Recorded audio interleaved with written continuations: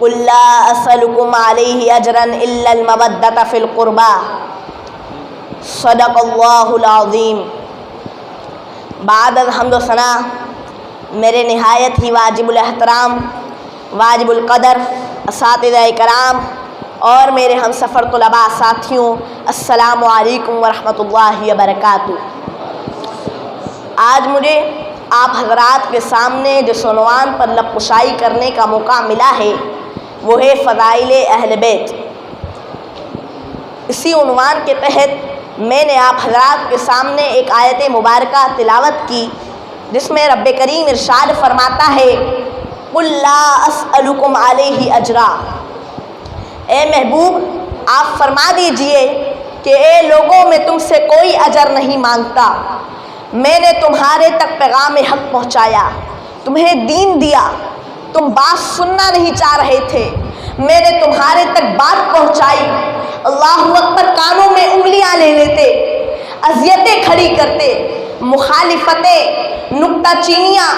بچھے ہوئے کانٹے، پھینکے ہوئے کوڑے، کھودے ہوئے کھڑے،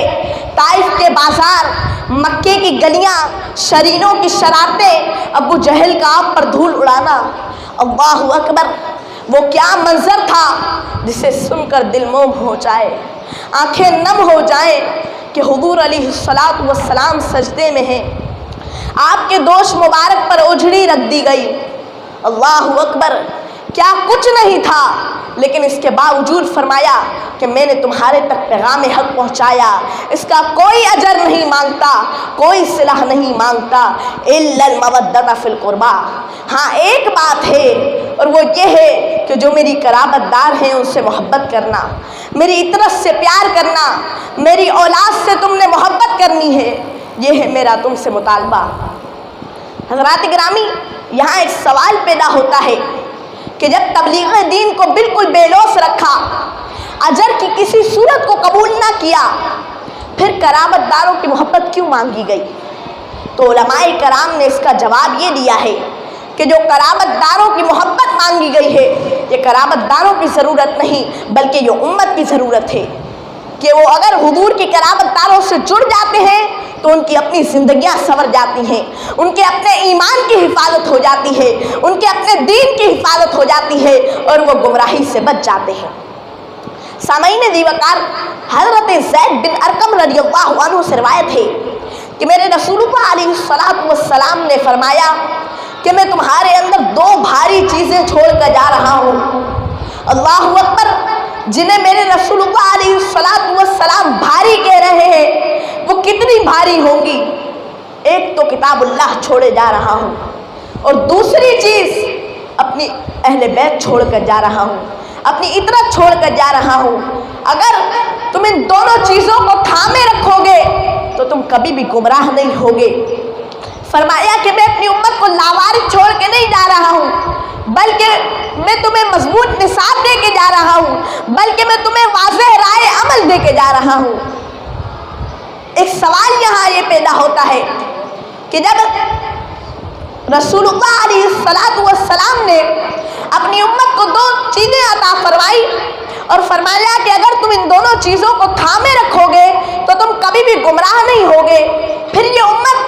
72 سے 73 فرقوں میں کیسے بٹ گئی؟ یہ فرقہ کیسے ہو گئی؟ یہ ٹکڑے ٹکڑے کیسے ہو گئی؟ تو اس کا جواب یہ ہے، اس کی وجہ یہ ہے کہ کسی نے کتاب اللہ کو چھوڑا تو کسی نے اہل بیت نبوت کے دامن کو چھوڑا۔ میرے رسول اللہ علیہ الصلوۃ والسلام نے فرمایا تھا جو ان دونوں چیزوں کو تھامے رکھے گا وہ کبھی بھی گمراہ نہیں ہوگا۔ تو کسی نے کتاب اللہ کا نام تو لیا لیکن اہل بیت کا بت سینے میں پھلتا رہا تو گمراہ ہو گئے، اور کسی نے اہل بیت کے نام کی دہائی تو لی لیکن قرآن کے پارے بھی پورے نہ مانے تو وہ بھی گمراہ ہو گئے۔ کامیاب وہ ہوئے جن کے ایک ہاتھ میں قرآن ہے اور ایک ہاتھ میں اہل بیت نبوت کا دامن ہے، اور میں آپ حضرات کو بھی مبارکباد دیتا ہوں کہ آپ کے ایک ہاتھ میں قرآن ہے اور ایک ہاتھ میں اہل بیت نبوت کا دامن ہے۔ میرے رسول اللہ علیہ الصلوۃ والسلام نے فرمایا جو ان دونوں کو चीज़ों को थामे रखेगा वो कभी भी गुमराह नहीं होगा। ये मेरी और आपकी दी हुई ज़मानत नहीं बल्कि ये आमना के लाल की दी हुई ज़मानत है कि तुम कभी भी गुमराह नहीं होगे अगर इन दोनों चीज़ों को थामे रखोगे, कुरान को भी नहीं छोड़ोगे और अहले बैत नबूवत के दामन को भी नहीं छोड़ोगे। मेरे आला हज़रत इमाम अहमद रज़ा खां फादिल बरेलवी इरशाद फरमाते हैं, अहले सुन्नत का है बेड़ा पार असहाबे रसूल, अहले सुन्नत का है बेड़ा पार असहाबे रसूल, नज्म है और नाव है इतरत रसूलुल्लाह की, नज्म है और नाव है इतरत रसूलुल्लाह की। हज़रात गिरामी,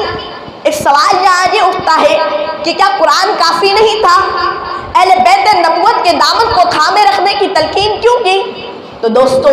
इसका जवाब ये है कि एक होती है थ्योरी और एक होता है उसका प्रैक्टिकल,